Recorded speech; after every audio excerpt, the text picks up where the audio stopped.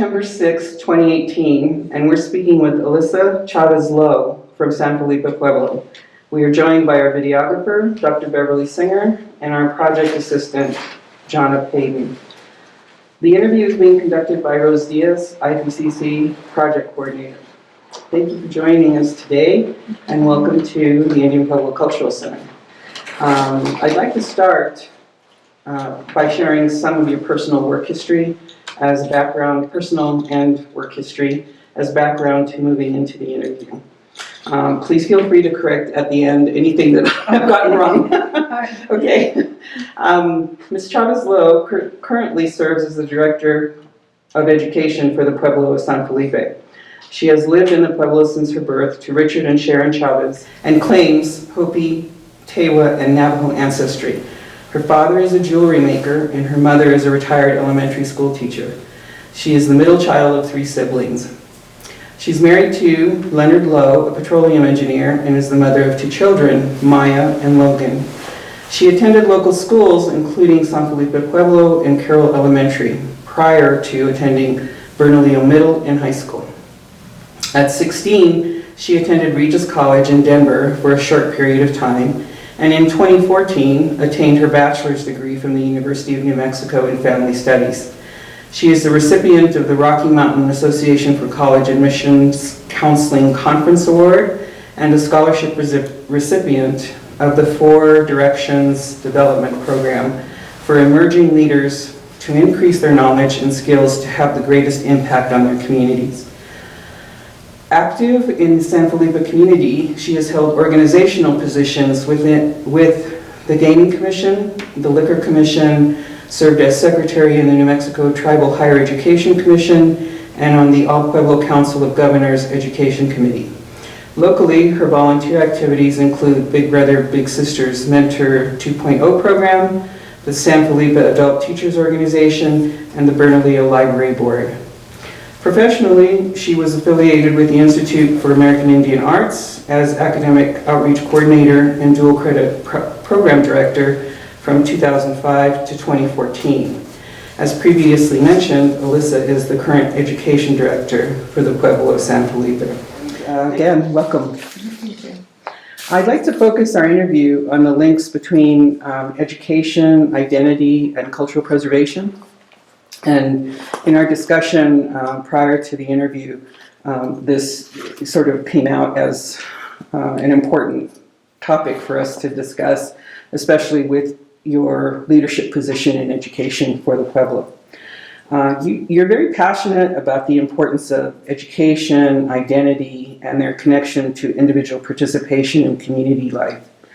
What have you gained from your parents and other community members that binds you to the community? I think, my mom and dad were home was very important to them. My mom moved from Palaca, Arizona to marry my dad at back then it was I think a regular age in 1920, but now, you think about it and it's very young. They historically, they've gone through a lot of the processes of assimilation and kind of resisted those things, but also engaged in them as well. My father participated in the work training program, so they moved to Dallas for a while, but again, there's always that pull of needing to be with your family or with your culture, actively engaging that and wanting that for your children. And I think that my parents always really reinforced that with all of us. You always know where home is. So they never really moved once they, moved to Dallas and did that. When I refer to, engaging in types of assimilation, language is really important, especially now, in the communities. That's really a critical, topic and a critical area that a lot of our Pueblo communities especially are trying to re-engage with their language or trying to strengthen it within our communities, because a lot of our young people are growing up with parents that didn't learn the language. And I'm referring to myself, and that was something that my parents did intentionally. And I don't hold it against them because they were dealing with a time when they were really berated for even having an accent, for knowing your language and having an accent, and that was something that they didn't want for their own children. So they made the conscious decision to teach us English only. And I really credit my aunt with giving me a foundation in San Felipe, Caris, because now I'm trying to learn my own language. And it's kind of funny, I ended up overseeing a language program within our community. But in a way, I look at it as maybe it was because I feel for those kids that don't know the language. And I really value those kids that do know it, like that have a really good handle on it. I went to visit the Indian school one day, and I sat down with my daughter. She's attending the Indian school, but her peers came, and they all came to the table, and they were all speaking the language to each other, and I was like, wow, God, that like hit me in the heart, like, wow, they really had a handle on it. And that made me really proud of where they came from, that they were comfortable in that. And I like to see that for other kids. So, Tell me a little bit about your time in Dallas. that was my family, my mom and dad. Oh, okay. Yeah, that was through the relocation program. Yeah, so my mom and dad spent, I believe it was a year in Dallas. My dad was being trained as a draftsman. My mom at the time was pregnant with my older sister, and they apparently, you could choose a city, so they chose Dallas. I'm not sure why, but they chose Dallas. But the one thing that they always tell me is, when we got there, it was a big city. We didn't know anybody. Part of the training was like, they were pretty. They grew up not wealthy or anything, but they grew up okay.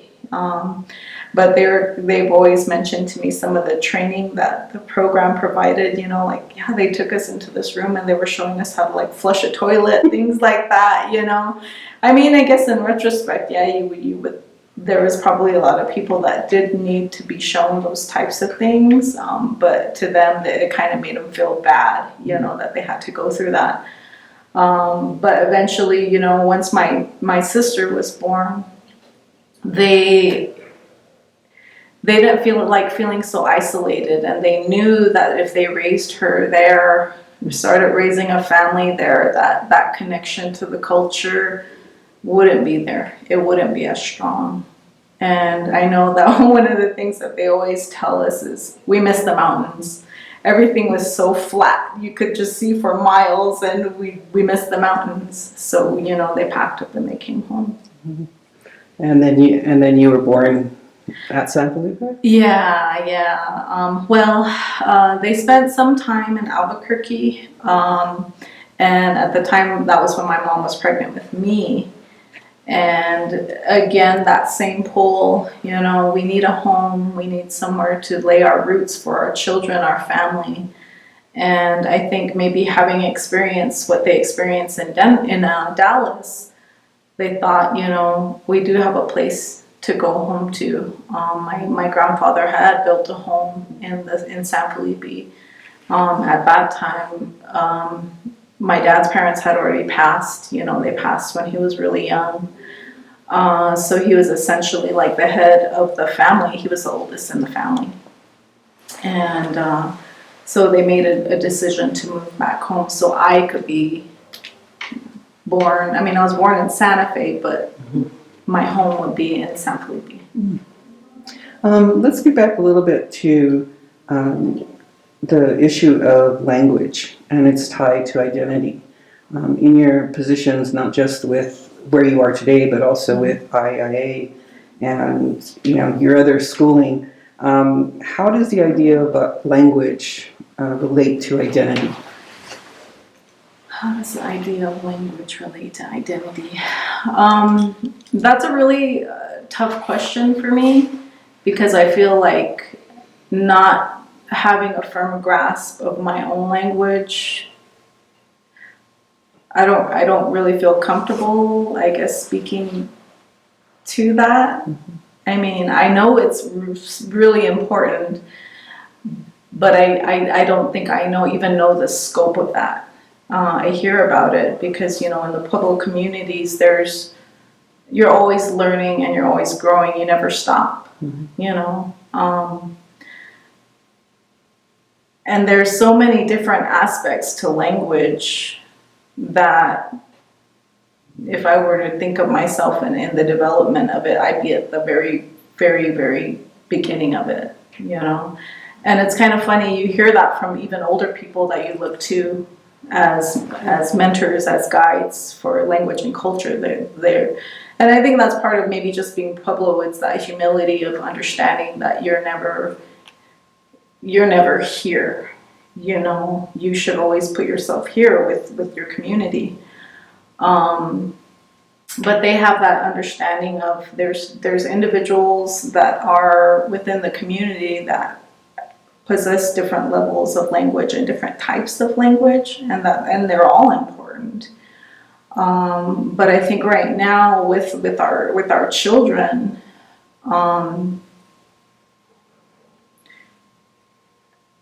there's things, the language is being spoken in the home, spoken to them, but there's some disconnect somewhere where they're not speaking it back. They may understand it, but they're not speaking it.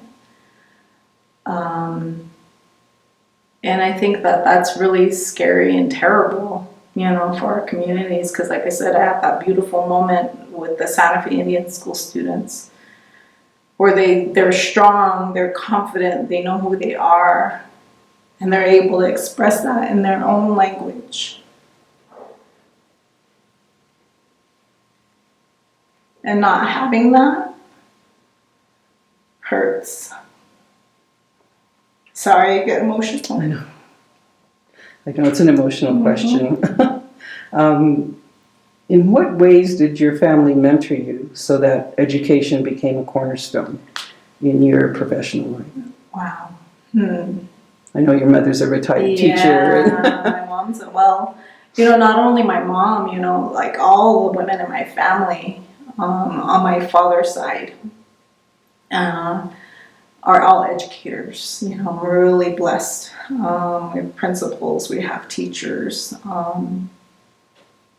and it continued on to their children. We're all in some way tied to education. And I'm sorry, can you repeat the question? How has your family made education a cornerstone in your professional life? Okay. My mom grew up in boarding schools, and although I know that the history of boarding schools, my grandmother's history, my mom's mom, was really terrible. My mom somehow really enjoyed it. She had a very different experience, which I'm grateful she had. And they really drilled into her the importance of education because she wasn't necessarily raised by my grandma. She was kind of more raised by the school, And same for my dad. My grandfather, though I never ever met my grandparents on my dad's side, everything I always hear about my grandpa was what a hard worker he was. Like he was always doing something. He always was always busy doing something. And so, my mom through school and through her mom, because she was a dorm matron, they were pushed in education. You need to seek out education, graduate, but go on.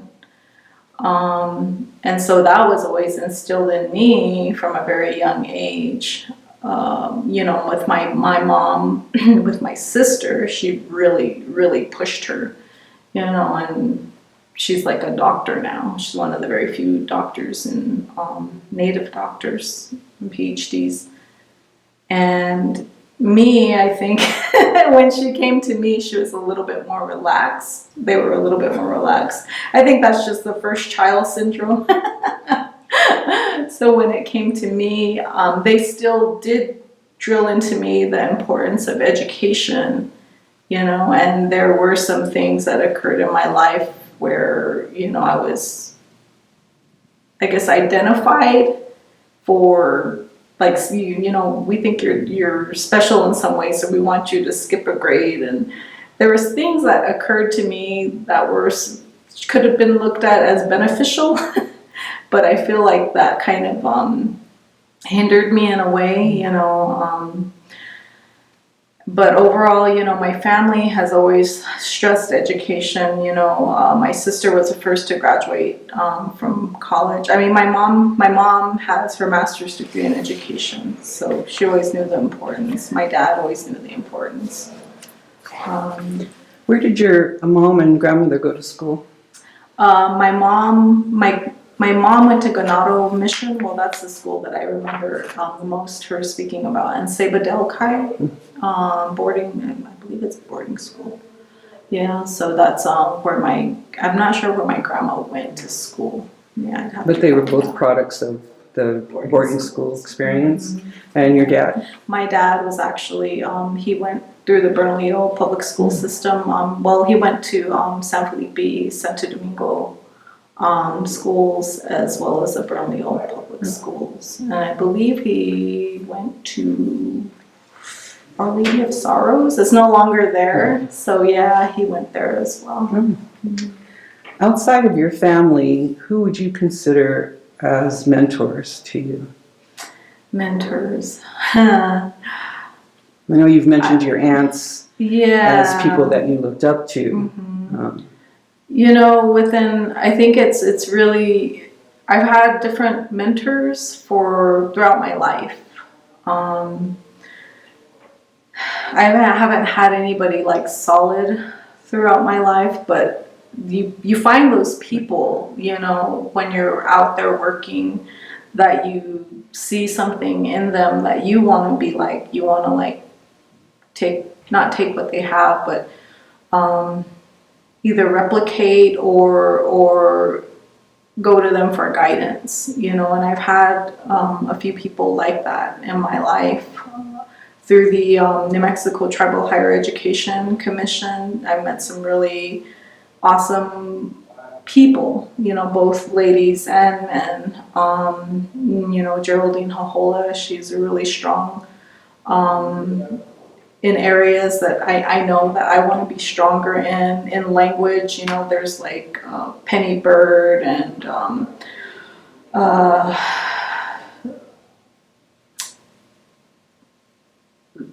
I'm trying to think of all the people. There's a lot of people, you know. There's the Zia Education Director, Odessa Wakiu. You know, she's got a really firm handle on some programmatic things that I want to start, you know, looking at. So as far as like a steady mentor, you know, I think a lot of times it's always been, you know, like family. You know, I look a lot to my aunts. They're all strong women. My sister, you know, my mom. So I don't know if that answers your question. That's a hard one. Mentors has always been a hard one for me, you know, because I don't know, maybe I'm just too hard on people. I don't know. Well, that can happen. Yeah. In 2014, you accepted the position of the Education Director for the Pueblo San Felipe. How would you describe that position? How many hats do you wear? Oh, wow. In that? I always tell people that I like to, like, I guess like my grandpa, I like to be busy. So if you like to be busy and like to have a lot of variety in your work, this job is for you, you know, because there's always something different and new every day. I oversee the library, the language program, adult education, K through 12, and higher education. And we have a very small staff in our department. So a lot of the things, a lot of times when people hear, "Oh, you're a director," and I'm like, I kind of like pshaw that, because it's like, you're on the ground working. It's not like you're at some level where you're not doing the footwork, but I enjoy the footwork, because otherwise I wouldn't be able to engage, one-on-one with people in my community. So it's a really high intensity job. You're running from one thing to another, and you have to learn a lot of different things, like language, all the lingo and all the processes and everything for language and library. I've had to learn that on the job. And that's been exciting for me, because I came from primarily a higher education background, working at the Institute of American Indian Arts. So you're continuously learning about new things, and seeking out information. So it's enjoyable. It's got a lot of variety. It makes you feel really good, because you see the direct impacts on what you're doing reflected in your community, with people that you know and have grown up with, and their children. That's been something that's been really positive for me as a community member, because taking on that type of responsibility within working for your own community, I think that's like a term people use, working for your own community, and sometimes they get this like terrified look in your eyes, and they're like, "Wow, really, you do that?" It can be tough, because you are, and and you live with, and you're growing with people. How do you think the Four Directions Development Program helped you not just achieve this position, but helps you keep growing in the position? I don't know that it did. I mean, it provided me with some opportunity, but I think it would have been a program that would have been better suited for somebody that was maybe starting out. I got in there in the beginnings of the program, and coming from a programmatic perspective, you kind of look at things and you go, "Oh man, I wonder if we can do this." So in a way, I made some really good connections, especially with the program people. And they expanded to Santa Fe, so I became kind of like more of like an ambassador to them, to try to like get people that I thought and that I knew of that might benefit from the program. And I did benefit in a way, like I said, meeting people. There's been some of the trainers that were involved. I've kept those relationships, maintained those relationships. Vicki Oldman is one of them. She's a lady that I look up to, that I would consider a mentor, because of her professional background. What challenges does the position pose, both as an administrator and programmatically? It can be difficult to work in a tribal community, because you have to get used to change a lot. You have to be comfortable with change, because with San Felipe we work with leadership that changes annually. And with the change in leadership, I mean, I've been really thankful, because education is always pretty well supported. Leadership's always pretty well supportive of it. But there will be changes that are implemented annually.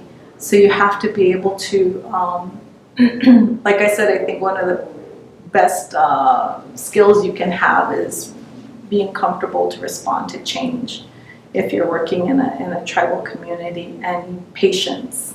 you have to be patient because things kind of move at a different pace sometimes, you know. I think that the tribes, well, I'm speaking to mine, is a lot of us wear a lot of hats. A lot of us are responsible for many different things, so that can put a lot of stress on you, and trying kind of having to learn how to prioritize and divide your time can be challenging. So I know programmatically we talked about some of the new things that you've brought, especially to the library program. Mm-hmm. Can you talk a little bit about that? Oh yeah, I think I was destined to be there partially for the library, you know. It started out in just a little building with, I believe they had like some donated books, and then it kind of grew from there, and I remember it from the very beginning. And you know, when I was in school, I was there a lot because that's where the higher education, the scholarship program was located as well. So, you know, when you're part of a community and you know that that's a resource that's accessed by community members, I think sometimes as a community member you think, oh man, what could I do different? What could I improve? Just as a community member, just utilizing it, you know. And it's like, when I got this position, I was put in that position to actually implement change, you know. And I was part of the Bernalillo Library Board. I really appreciated and saw how professional and what a resource the Bernalillo Library was. And so I wanted to see that replicated, but in a way that really spoke to the needs of our community. So one of the things we did right off the bat was to do an assessment to find out what the needs were in the community. And then just looking at the space, you know, something as simple, I mean, it's not simple, something as like important as the space, and focusing on it. Because like I said, when you're working for a tribal organization, you have to divide your time up so much. But knowing how valuable that the library is to a community, you know, I chose to put a lot of my time into the library, into the collection, the space, the furnishing, the staffing.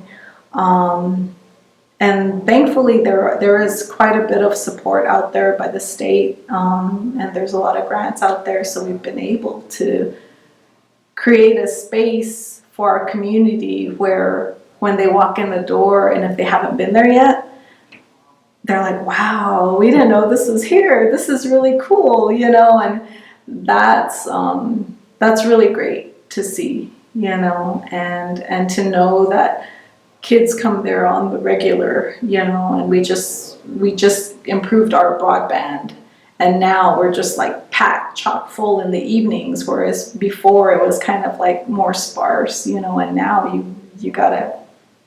we're busy. And that's a really great thing to see. I know you've been interested in working with the teen groups. What kind of programs does the library provide for them? Well, right now we have regular programs. We have like movie nights, and we have arts and crafts. We do house the language program within the library, and we're also working to implement that in the high school. So we have a youth group at the high school, and that's working with the language. Because what we found out, one of our biggest challenges within our community is transportation.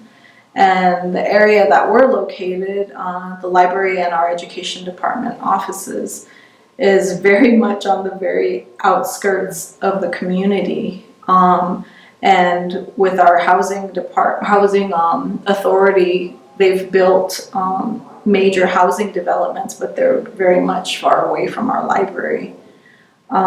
So we're having to identify and find new ways to create outreach to reach those community members that wouldn't otherwise be able to reach us. So one of the answers was to go to the schools and to do things through the schools.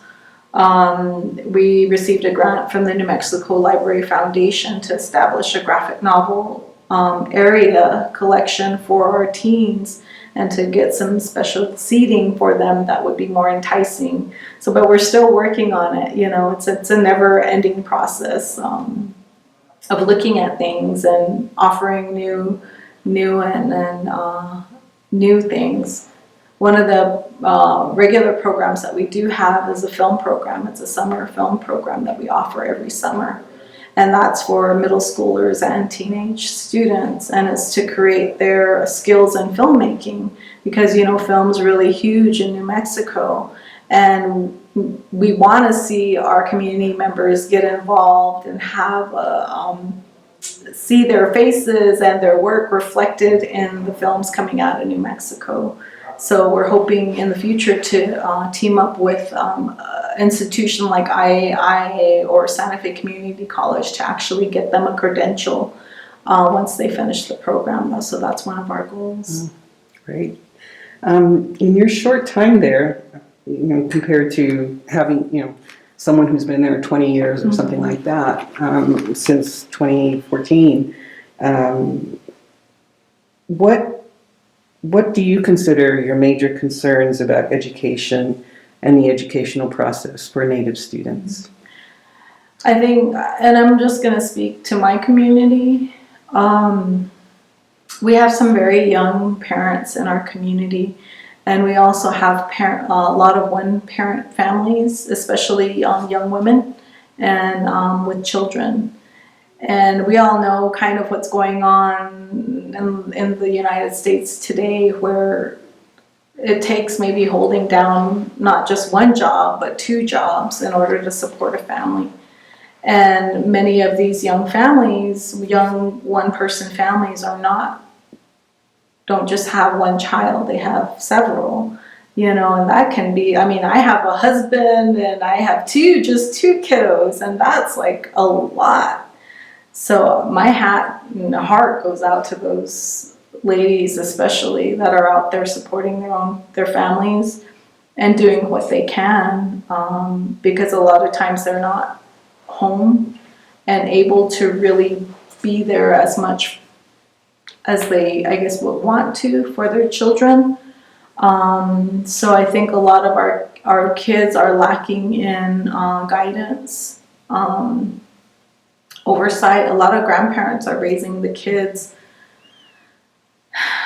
but I don't believe that some of them are being provided with the structure that they need in order to do well in school. And, you know, like with that recent Yazzie Martinez decision, you know, we know that our public schools are very much lacking.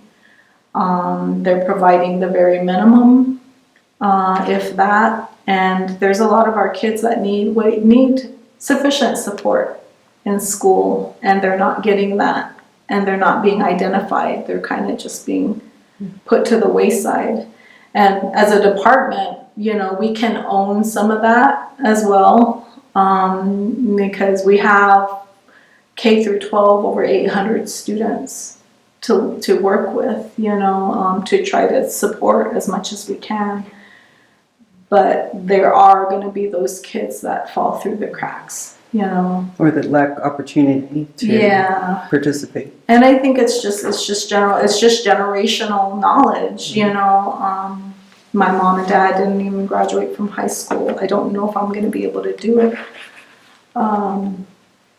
And I think that's where, you know, we did get some support directly at the high school, working with our students, and that made such a tremendous impact with just the Bernalillo High School students, because we have someone there that's specific to them. And that's what we need across the board, you know, because unfortunately, I mean, the parents that are really engage him, our staff member, really look to him for support as well. You know, hey, I can't make this meeting. Can you please do this for me? And we at least want to see that engagement there, you know, rather than just kind of totally going, I just can't do it. And then sometimes that does happen, you know. You've mentioned the Yazzie decision. Can you sort of outline what that is? Well, I can't remember the name of the defendants, but I'm sorry, the plaintiffs, but the state of New Mexico was taken to court because I'm trying to think of, sorry. There's underrepresented groups in New Mexico. It was the English language learners, Native American students, Hispanic students, special education students that brought a case against the state stating that, you know, according to our Constitution, we're supposed to be receiving a sufficient education. And the state was found guilty of not even providing that minimal amount due to funding, you know, kind of like reverting it back to funding. Our public schools are being starved of funding, and it's making an impact on our students. You know, look at our graduation rates for Native American students, it's in the 40%, you know, and for communities, it's even lower. And I believe that that decision really put a spotlight on what's occurring within the public education. And that's just public education. You know, we haven't even touched on the Bureau of Indian Education. You know, we have our own school in the community. And I think that that also needs to be looked at. But What was the outcome? the outcome, the state did lose. So they were found guilty of not providing a sufficient education for students. The students that I mentioned, they are, I believe, appealing. So, you know, we're all crossing our fingers that that doesn't get overturned. What changes do you feel have come from you being in that position, you specifically? Ooh, that's a And hard one. what different sensibilities do you bring as a woman? It's a different way of I asking think that. that, yeah, you know, my husband and I, we really, how do I put this? We really work hard on parenting. And I think that through both of our life experiences, we've kind of have experienced, we're pretty fortunate, you know, in how we both grew up. And maybe things that we weren't so fortunate with, we are working deliberately to change in our own lives. So seeing how well our children are doing, we want to see that for our own communities.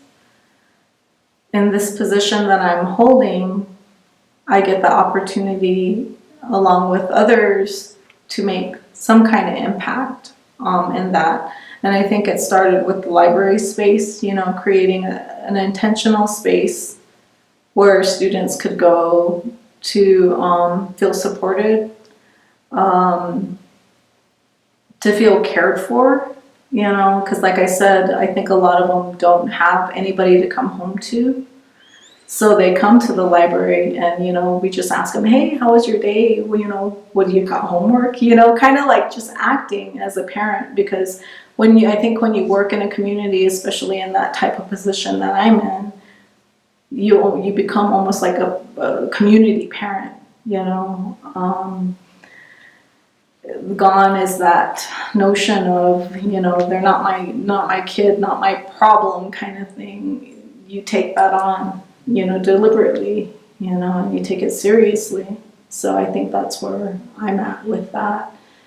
And like I said, seeing on the outside what we could implement and adapt to our community.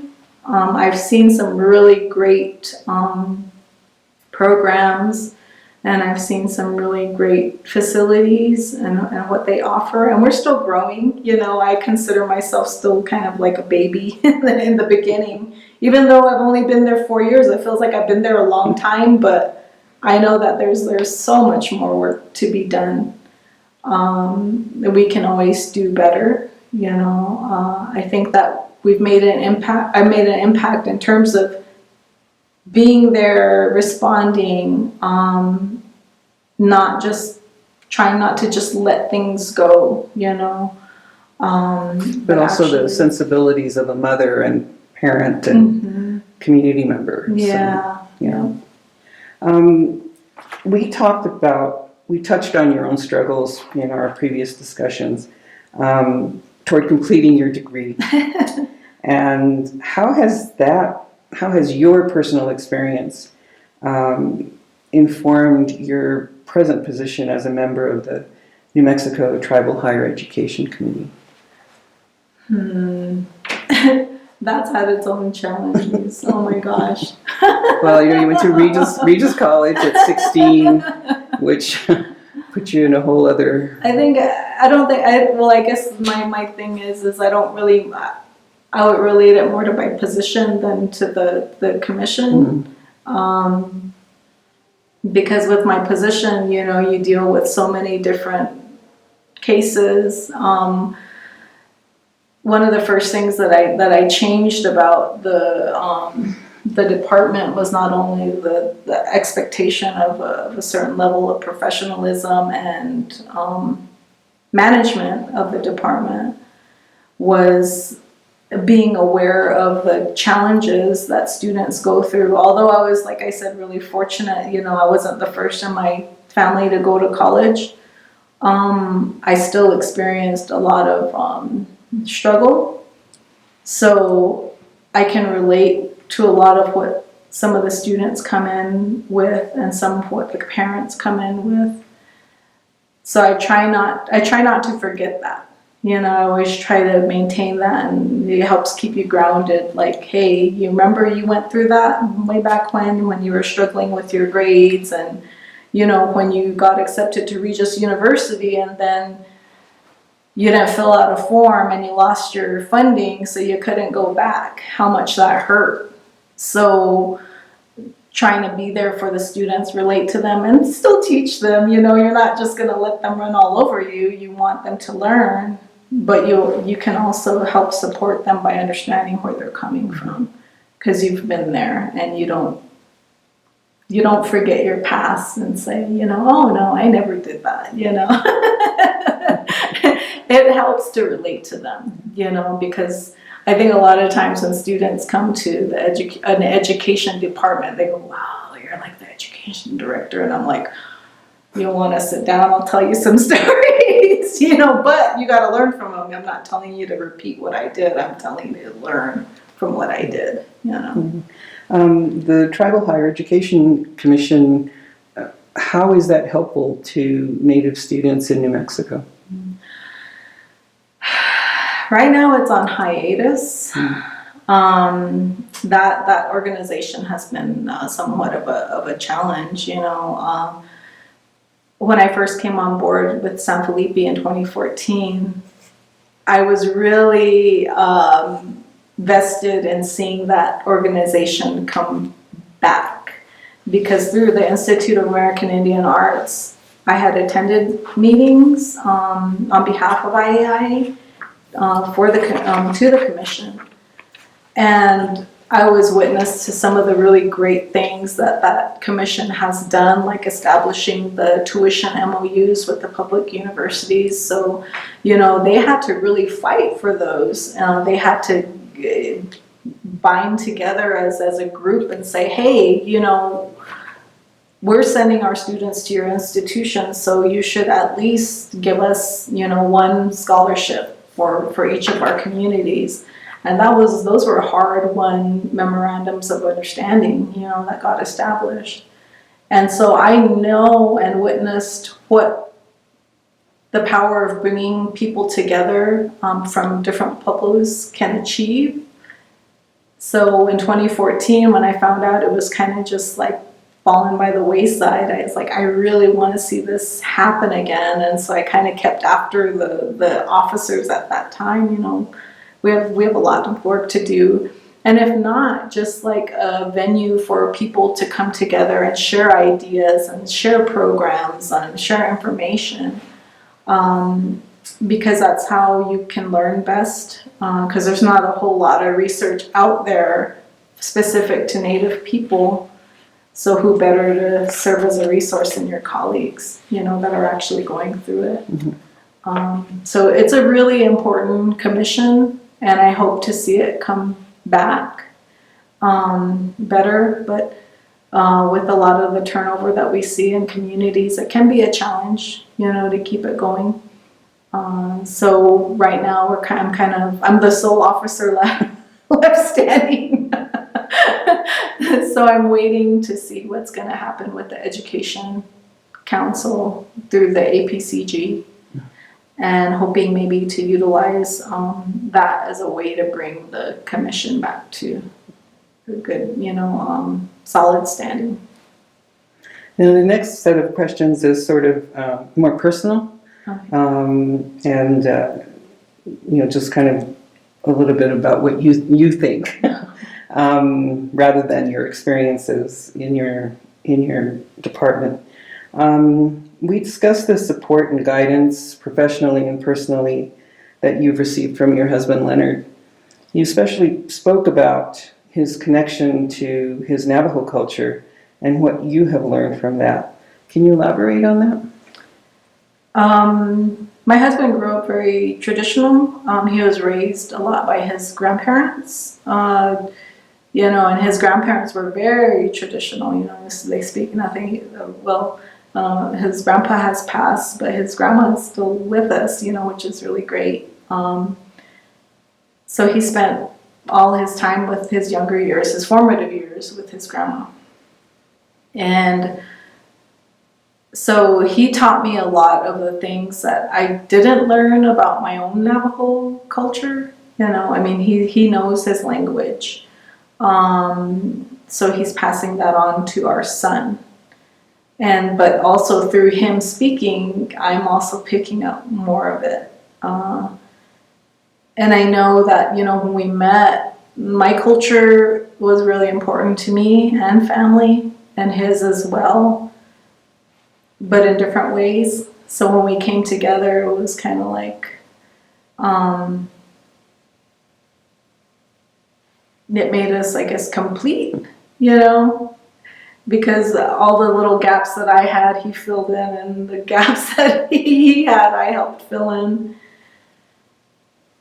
And he just brought a whole new perspective to me, with regard to, I guess I was more like urban, and he was a little bit more like, and it's cool because that gives me an opportunity to get out of my own comfort zone, like we go home and we butcher, and for us we butcher like maybe once a year, if that, and now we're doing it every other every other time we go back home. And my daughter's learning how to butcher, so that's really cool. I think that's a great story about the complementing each other. How do you define your role as a Pueblo woman? Wow. How do I define my role as a Pueblo woman? I would say, I guess, mostly through my family. There's, you get into different environments and you maybe adapt. And that's even within your own family. Because traditionally, the males are very much in charge. And within my family, I have a lot of strong female women leaders, And so you kind of, they talk about code switching. It's almost like code switching within your own family. So, you know who you are as a Pueblo woman. You know who you belong to, whose family you belong to. I know that I need to work on that. And I'm working on my language too. But I guess it's just a sense of being comfortable,